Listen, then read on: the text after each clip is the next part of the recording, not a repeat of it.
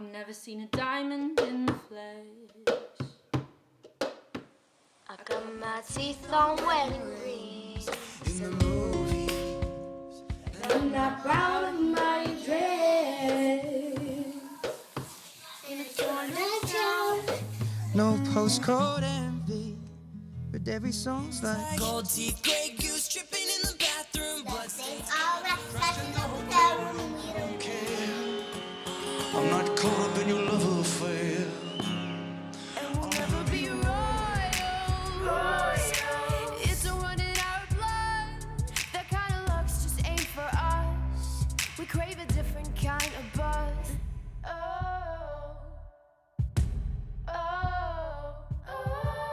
We're better than we ever dreamed.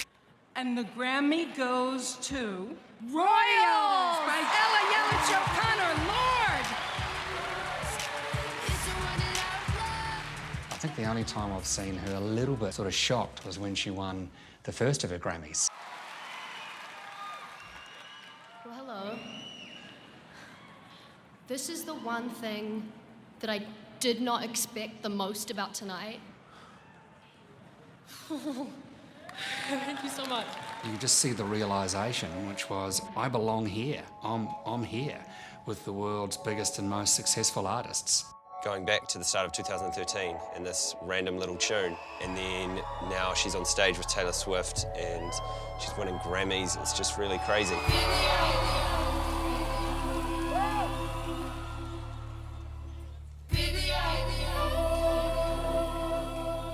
17 and unstoppable, Lorde. I don't think there's a time in your life when you're more intelligent or more interesting. It's probably quite true. I've never seen a diamond in the flesh. I cut my teeth on wedding rings in the movies, and I'm not proud of my address. In a torn up town, no postcode envy.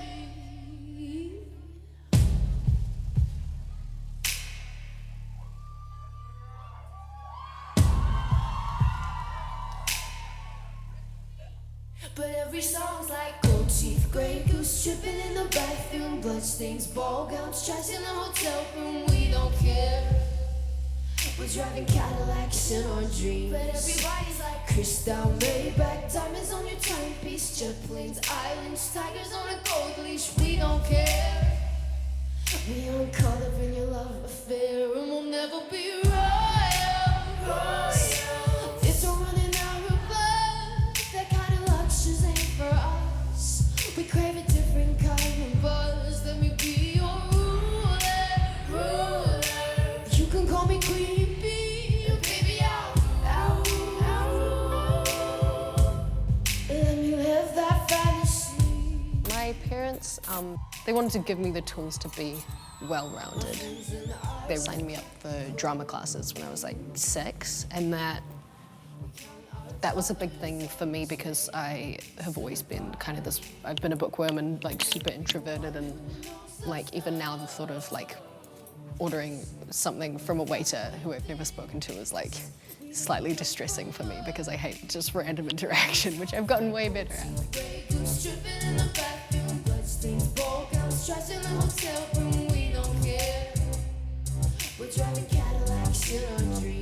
When we first heard Royals, one of our DJs just found a random link on SoundCloud on the internet. We didn't get it through the record company at all. It was all very organic. One of his mates had shared it on Facebook or something, and he just brought it to a music meeting one day. We had a listen. We're like, it's instantly hits you, that song. And that morning when we played it on air and I was in the studio for the first time and I saw the text machine, people texting in their reactions, instantly it connected with people straight away. No one really knew who she was. Universal weren't forthcoming and giving us the music. They had a plan behind the scenes, and then the mystery about Ella was bubbling away in the background. Who is she? What does she look like? From the get-go, we put the shows on sale, and the Auckland show sold out in 37 seconds. It was a cheap ticket, but, you know, when there's a vibe, there's a vibe. If something's hot, it's hot. And that was before she'd broken globally. So it was just a local there was a vibe on her locally. A lot of people didn't even know what she looked like before she got on stage. So there was this mystery as to who the girl was. I think that was the start of the secret to her success, was just the mystery and the way she was able to coordinate social media and the media in general in terms of building mystery and expectation about who she was.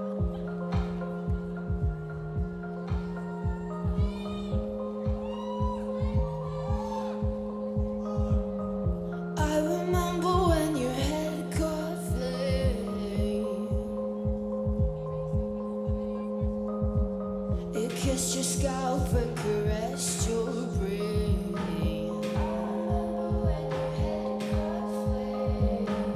Well, you laughed, baby, it's okay.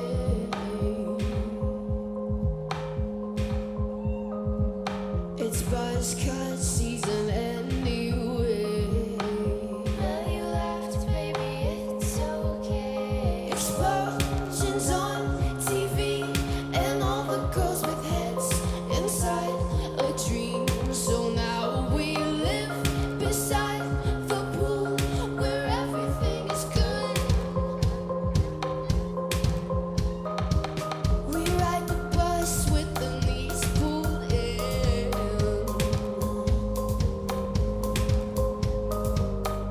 People should see how we're living. Shut my eyes to the song that plays.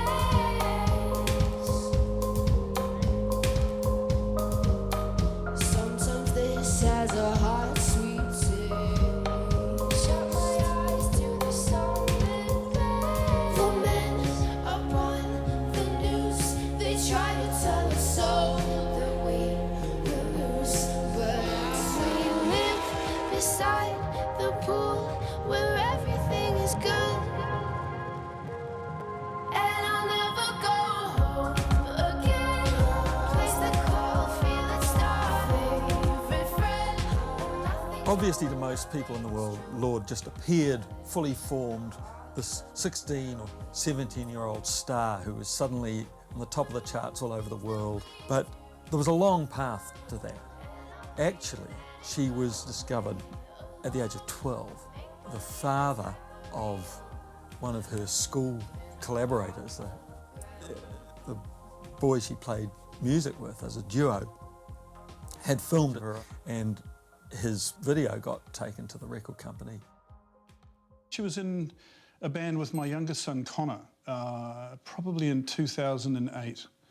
And they did quite well, I think, at school. They won lunchtime competition. The way the Ella and Louis thing came about was Louis asked Ella if she wanted to play in another band, which was outside of school. And so she didn't hesitate. And that brought her, I guess, into our lives.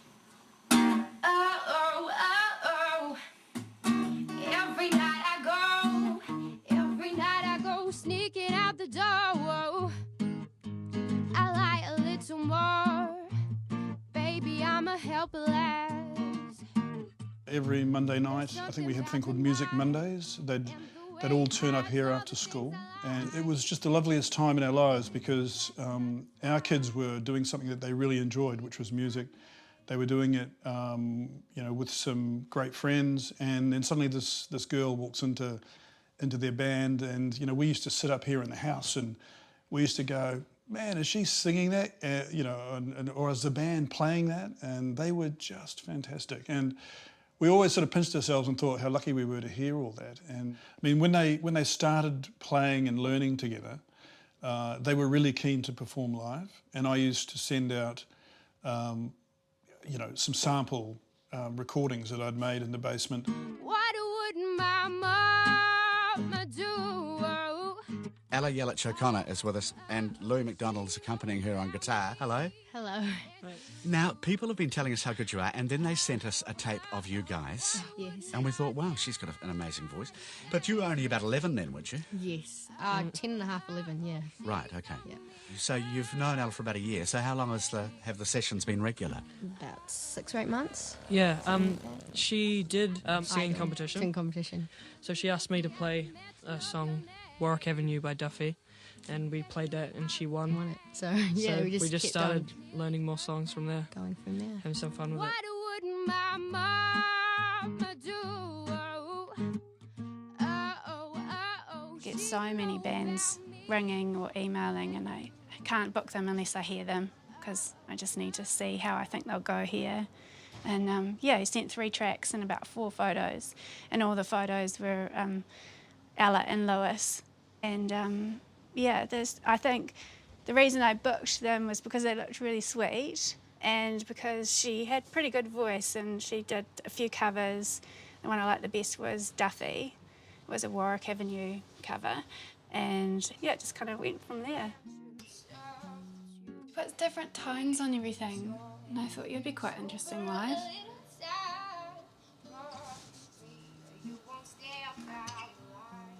You wouldn't necessarily think she was a Kiwi singing, I don't think. Really. The best and be true. Don't think we're okay just because I'm here.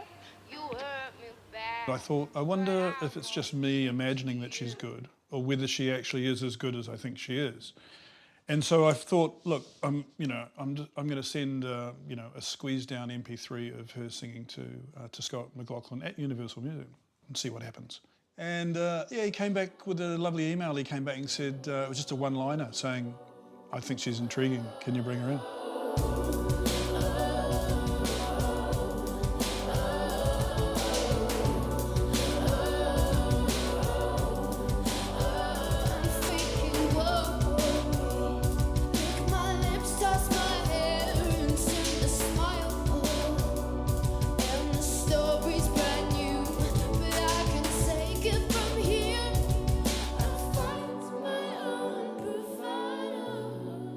This talent was pretty raw, and I'm not sure that the record company really knew what to do with it. But what they tend to do with talent that they're nurturing is try and match them with people that are going to help bring that talent out. Eventually, they put it together with Joel Little, who was a classic producer. But they did hit it off. There was a spark, a musical spark. So yeah, I guess that was the next phase in her career. Was just, her writing music and running the show, which is great.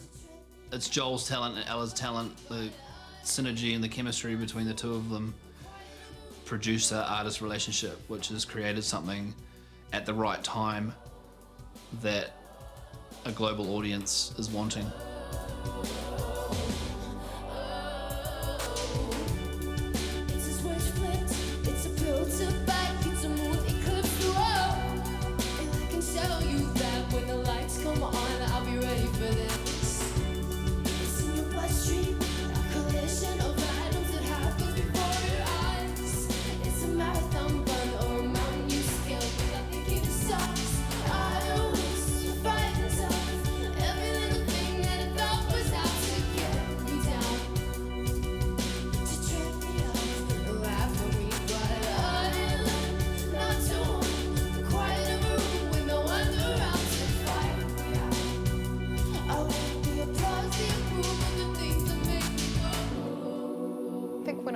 When I started to write the album, I was 16, and things had definitely started to happen in my career, so I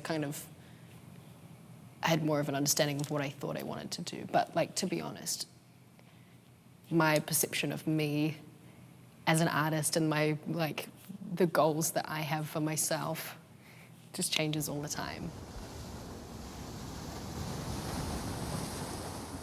Wait till you're announced. We've not yet lost all our graces. The hounds will stay in chains. Look upon your greatness and she'll send the call out, send the call out, send the call out, send the call out, send the call out, send the call out. Team came about, we'd been writing the album in studio for about 2 months. And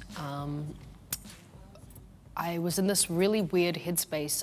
I thought what the album needed was the second Royals. I was basically trying to rip off Royals, which is kind of crazy because, you know, you're never going to get anything good happening if you're trying to copy something. And I was writing all this really weird, bad music. And my producer was like, look, we should just have a few days off. And I had a few days off. And I came back and we wrote Team basically in like a day. And he'd come up with the melody for that opening part. And I was like, that's kind of cool. Look upon your greatness and she'll send the call out, It's in a weird, irregular timing. And it was just a cool vibe. And then we were like, what if we took that last line and repeated it? And for me, that part was almost like shifting into the teenage world. Like, you know, you feel like you're like going through a doorway or something, you know, and then you're like, okay, now we're in.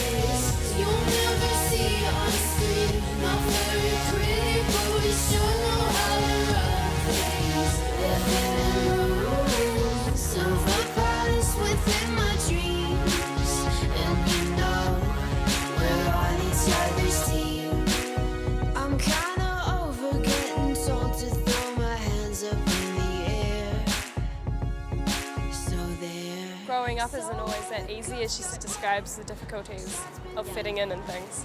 She sings for the weirder kids, the kids that don't exactly fit into the whole popular group. They're raw, they're passionate, they're original.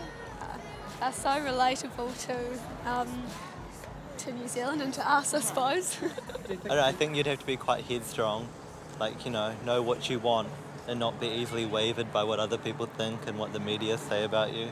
And I like that they're unique and different, and it's like you have to actually think about what she's saying instead of just being like, oh, it's obvious. You know, you can tell that she wants people to understand that she's trying to give out a message.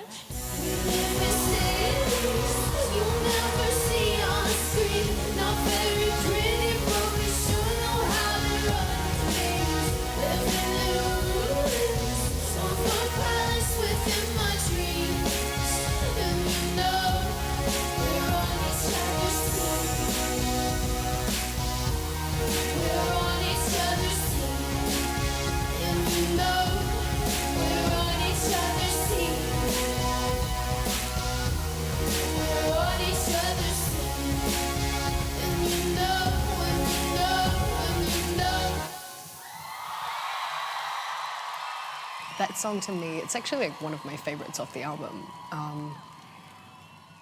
But it's cool to me because the whole thing, you know, Royals had been blowing up at that time.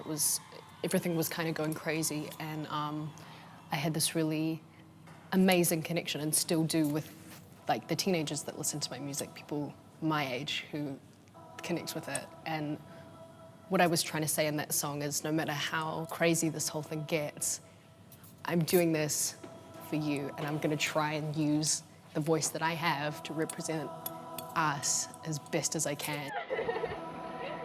I'm excited to grow up. No, I'm not quite ready. I mean, like, I'm excited to like get to like 20s and like And be then in stop. that, Stop. and then just stop because I don't want any more responsibilities Children? than you have to do after that. Children and having to pay bills and tax and just everything. It's like the debate between not wanting to leave high school because I don't know what to do after high school, and wanting to leave high school and do life, but but what? Yeah, it's just a big learning curve being a teenager, to be Yeah. honest. Experiencing everything for the first time, I guess. Yeah, first time for lots of things. I didn't mean it like that.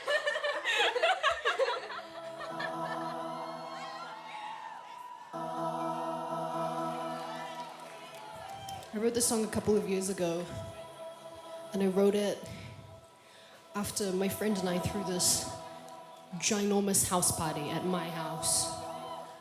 And it was the first time I had done something like that. Anyway, my best friend and I crashed in my bed after kicking out everyone who needed to be kicked out.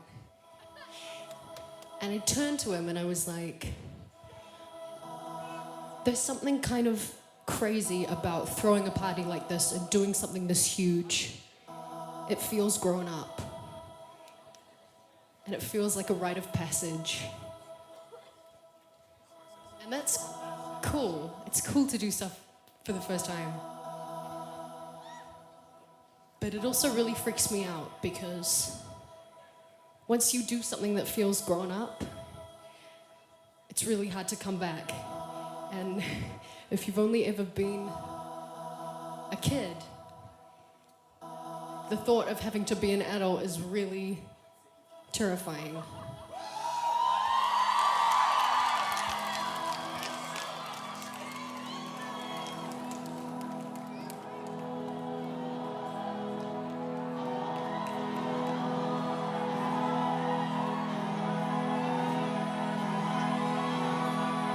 The drink you spilt all over me. Lovers spit left on repeat. My mom and dad let me stay home. It drives you crazy getting old.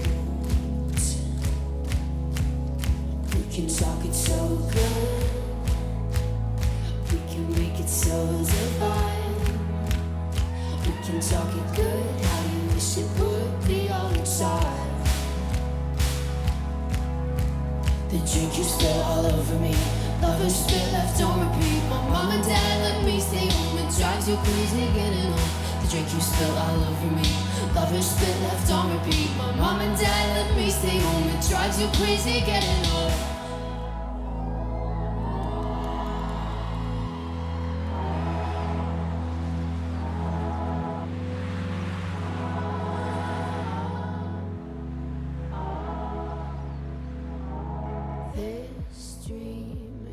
My suburb kind of was my world, pretty much.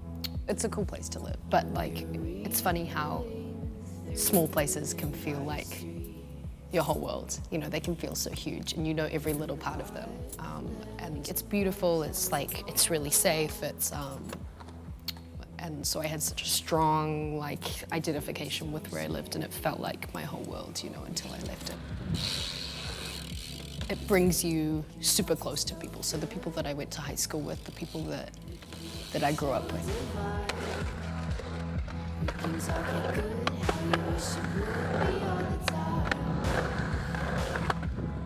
I was in her primary school classes, in some of her high school classes and her design classes and stuff.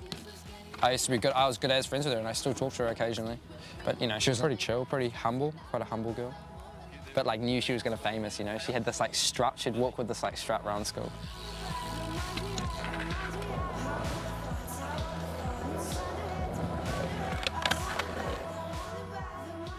Everyone at high school knew who she was at the time. She was like up and coming, but no one ever thought she'd really get that big. I think everyone sort of knew when she sort of just climbed the charts and everyone was really impressed and everyone was like, oh, we know her, it's just Ella from school. Yeah.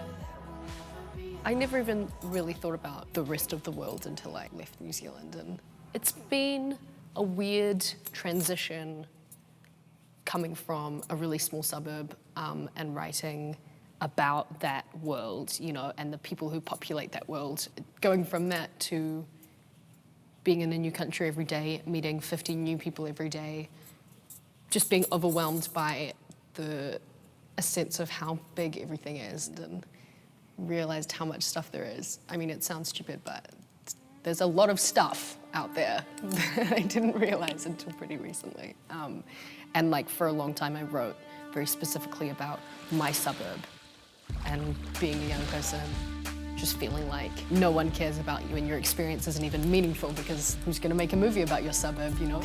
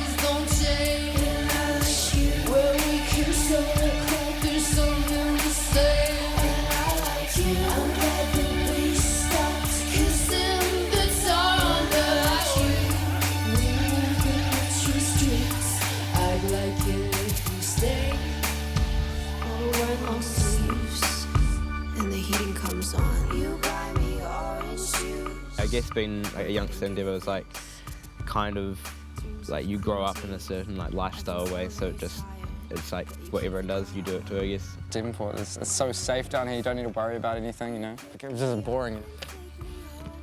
Like, there is a little bit going on here, but not that much.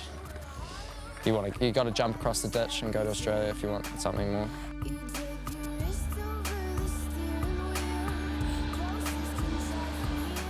Growing up, like, I mean, everyone's got to grow up, don't they?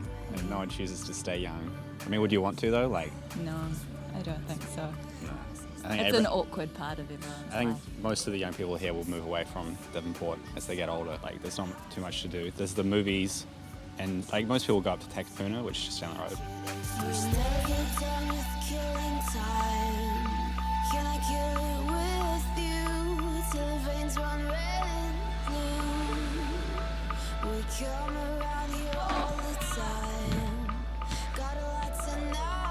I think being bored is such a quintessential teenage emotion, and a lot of people, when they were like reviewing the album, they're like, oh, she just talks about boredom all the time, but it's true. You know, teenagers can't wait to get out of their suburb and, you know, or wherever they live and start their lives. And that was a big feeling for me when I was like, even when I was getting the bus and the boat and the train every day to the studio, I was like, I just want to be somewhere that's exciting and that's beautiful to look at, and I want my life to start. But my life has started. And I like you. I love these roads where the houses don't change, where we can talk through something we say. I like you. I'm glad that we stopped kissing the tar on the highway. We move in the tree streets. I'd like it if you stayed. And I like you.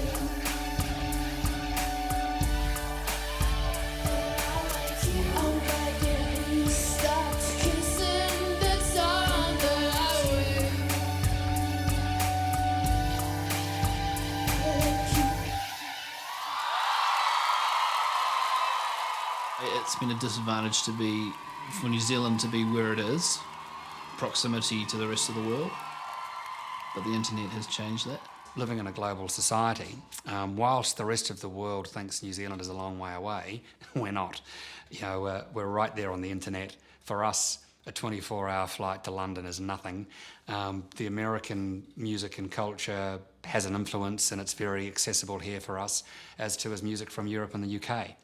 So New Zealanders are quite adept to pulling in different influences and listening and watching and creating their own sound. She's grown up in a world of social media where you can have your own Tumblr account and your Facebook and your Twitter, and do a lot of that grassroots fan base building yourself.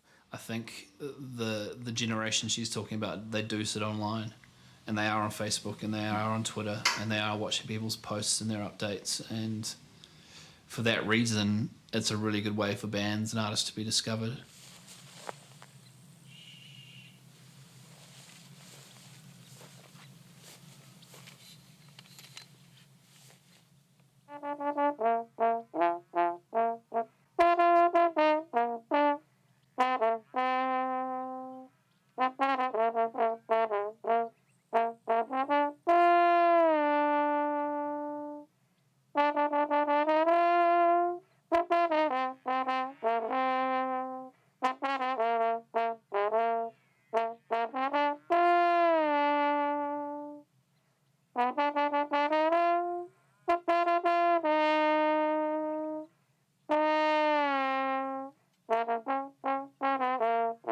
I grew up using the internet, so I have a degree of fluency. You know, it feels like another language that I know, whereas it must be really difficult being an adult and having to, you know, I guess a lot of adults are super early adopters of it, but they're still adopters. This is literally something that I was born into. So I understand, like, how music's consumed and how it's, like, how it's accessed these days, and I know that it's different to how it was. When you read Lorde's tweets and Instagram and everything, you can just tell she's writing it, that's her. And so that direct line in from artist to fan is something that's never been able to happen before. Previously, you'd have to do your interview with Rolling Stone, they'd pull out all your quotes, use what they wanted, skew it all around. Now, through social media, artists like Lorde can just speak directly to their fans, so I think that's like an amazing thing.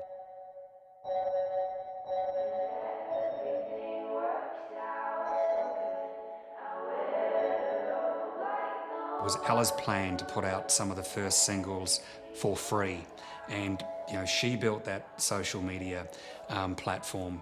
So I think it's been great for the wider industry to watch that collaboration and see a different journey to success, rather than what we would consider the stock standard way to get an artist broken.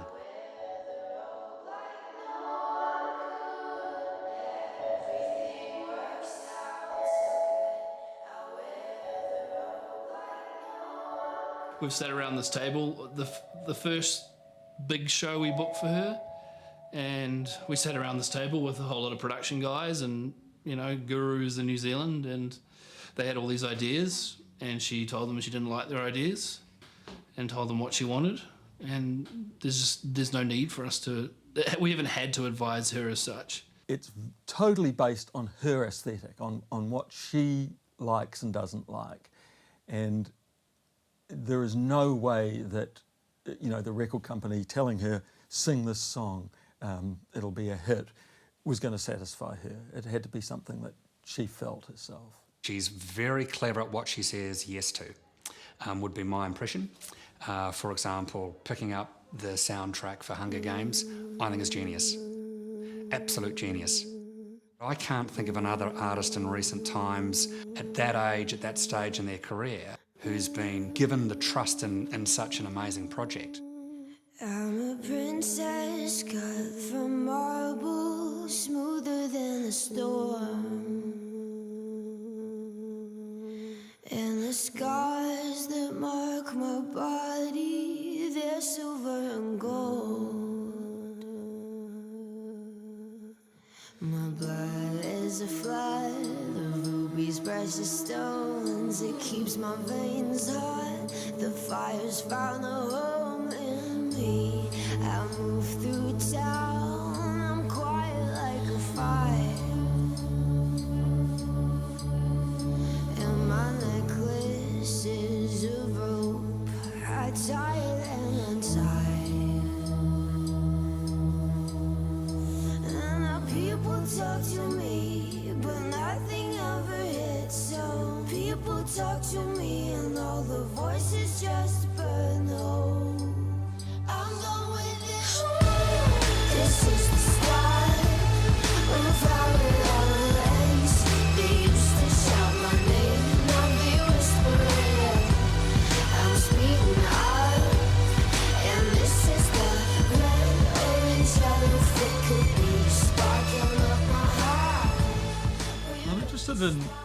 Lorde's influences and what makes up her music, because while it is quite an original persona she projects, it's also quite familiar in some ways musically. She's obviously listened to a lot of hip-hop, even though she's not a rapper, but there's an embrace, I suppose, of electronica that comes more from the hip-hop world than from the pop world. But she's a great sponge, you know, she'll take from wherever something interests her.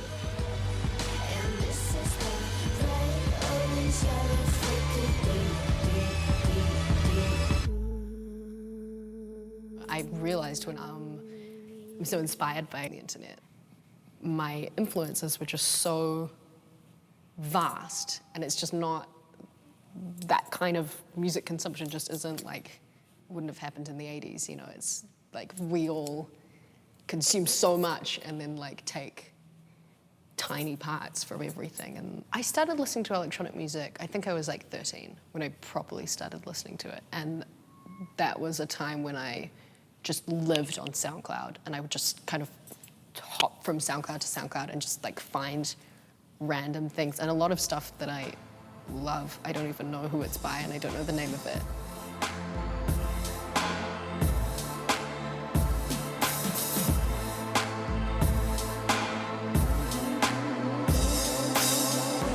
Don't you think that it's boring how people talk? I love the idea of like my music being put into a weird context, like a remix, you know, and like that doing really well. That's super exciting to me. You guys know this one? It's for the thrill of it, killing it, never not chasing a million things I want. I love working with Flume because he started so young and he's so talented and he sees the world, you know, in a similar way that I see the world.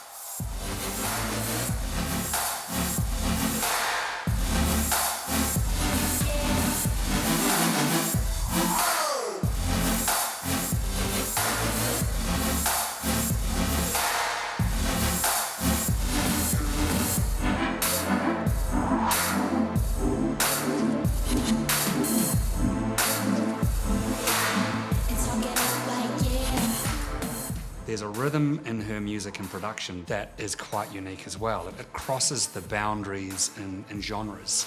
It has elements of dance, you know, hip hop, pop, which makes it a very interesting listen. So every time I hear a Lorde song, you know you're going to hear something quite different, but there's a thread of familiarity that runs through it.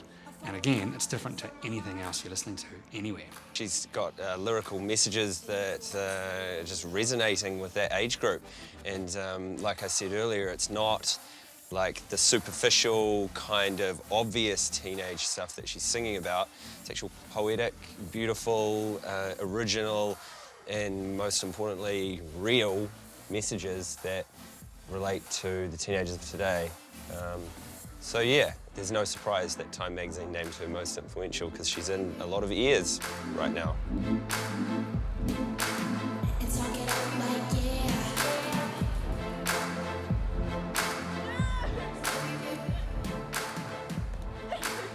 I like Lorde's music because it's different to most other singers that are in the top hit charts these days. And also in the way she dresses and the way she looks. Like, she doesn't have to wear slutty or like short costumes to be seen as pretty or anything. Like, she wears good clothes. Yeah, she wears what she wants and she is beautiful. Yeah, basically, it's just not all about parties and drugs and boys and love. Like, it's even though those messages are crossed, like, she puts them in a more way that we understand rather than talking about how it's all glam and it's not talking about... She sees it for more the way that it actually is. Baby, be the class clown.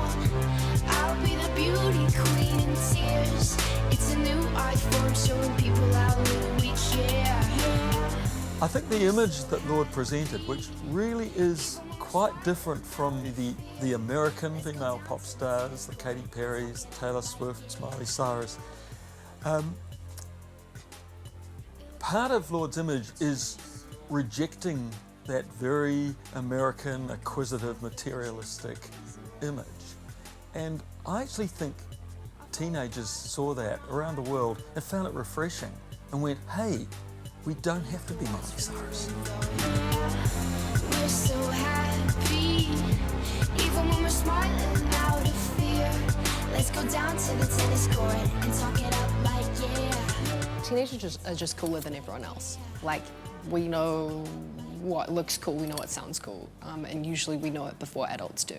And so that's an audience that I really trust. And, you know, like, being a teenager, I know how annoying it is to be misrepresented and to just feel like no one is making anything, like, for you, you know, no one's, like, catering for you. That's just one of the misconceptions about young people, is that we want to listen to superficial music.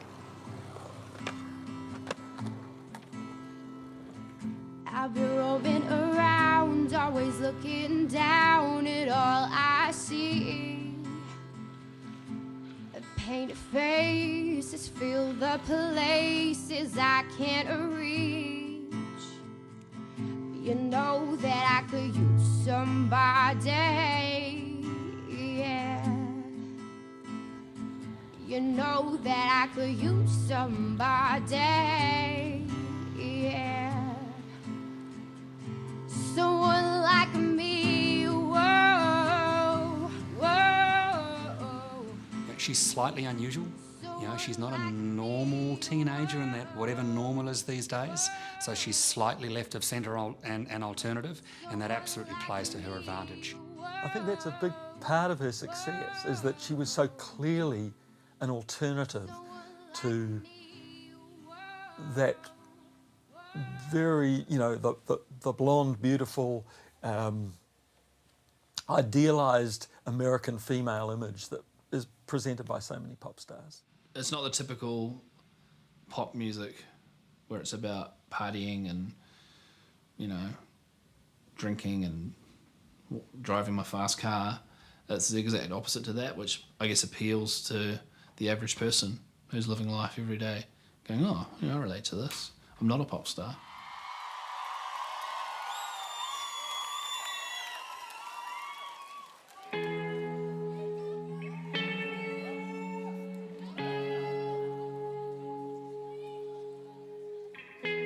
That slow burn away while it gets dark.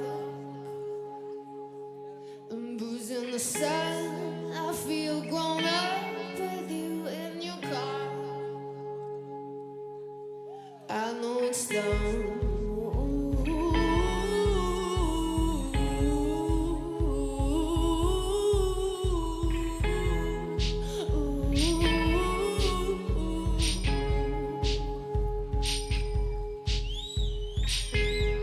We've both got a million bad habits to kick. Not sleeping is one. We're biting our nails. You're biting my lip. I'm biting my tongue.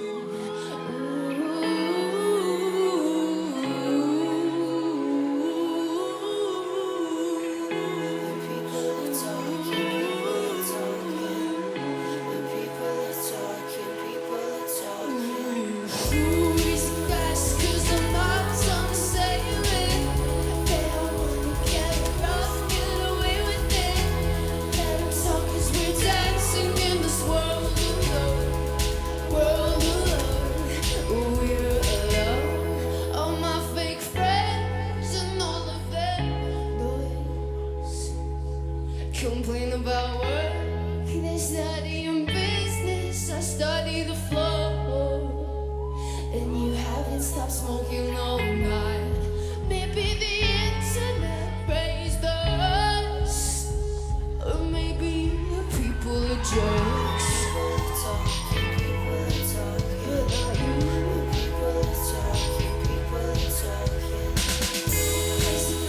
Cause I'm not done saying it.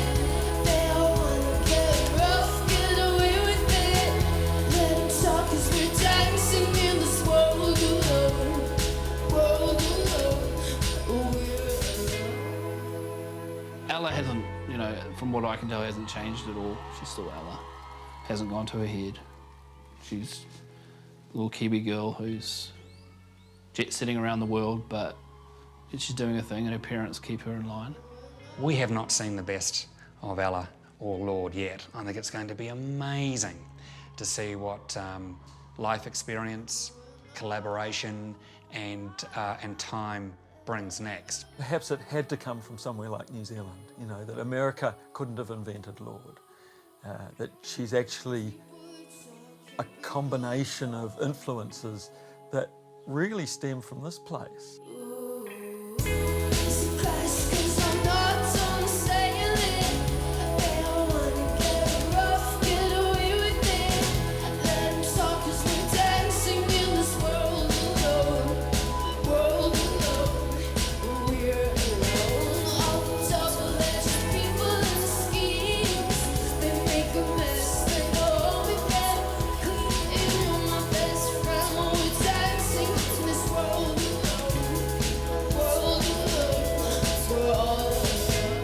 I'm like definitely mindful of, you know, this being my first record, and it's important to me to have space to grow. Like I'm thinking 3 records ahead, 5 records ahead, and I don't want to get too big too fast. I want people to grow as I grow.